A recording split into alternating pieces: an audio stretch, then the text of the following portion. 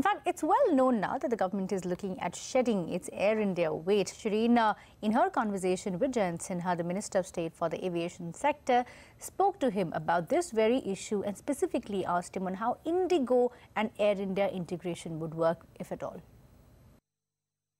Mr. Sinha, I cannot let you go without asking you about Air India, sir. And that process for disinvestment has finally kicked off with the Cabinet giving its go-ahead. Of course, the nitty-gritties, the modalities are yet to be worked out, and the group of ministers will be tasked with that job. But you've gone on record to say that Indigo is first off the block to have officially expressed its interest in Air India. Can you take us through what the Indigo proposal is?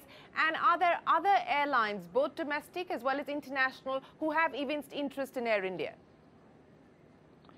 The letter that we've received from Air India is now in the public domain, and so you can glance at it and see what they've said. But they have said that they are interested in Air India. Primarily, they've expressed interest in Air India's international operations, but they've expressed interest in Air India's domestic operations as well. So clearly, they would like to continue to build and strengthen their aviation network, not just domestically, but globally as well. So that's what we've received from Indigo, and they've gone on record on this as well. Now, off the record, we have got interest from several other carriers, both domestic as well as international, that have expressed interest in participating in the strategic disinvestment process. That process, of course, is going to be examined and taken forward by the alternative mechanism, which will be chaired by the Honorable Finance Minister.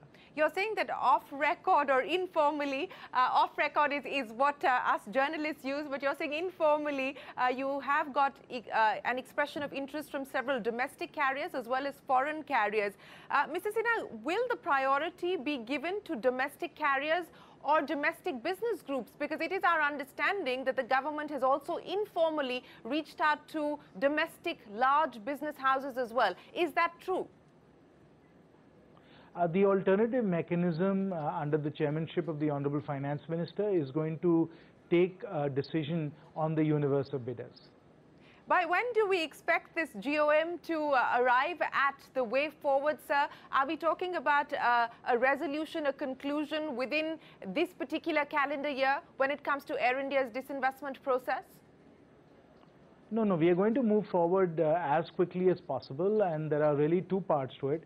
One is the examination phase or the decision-making phase, where we are going to work through the 5 issues that have been outlined that require resolution. So there is going to be that analysis phase, decision-making phase, where these issues are going to be worked out.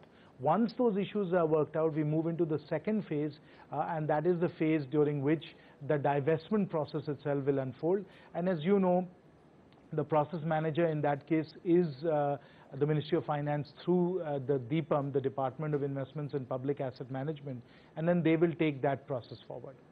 So would it be fair to assume, Mr. Sinha, that the government would like to have an Indian entity take Air India forward? Would that be the preferred option? The alternative mechanism under the chairmanship of the Honorable Finance Minister will take a decision on that.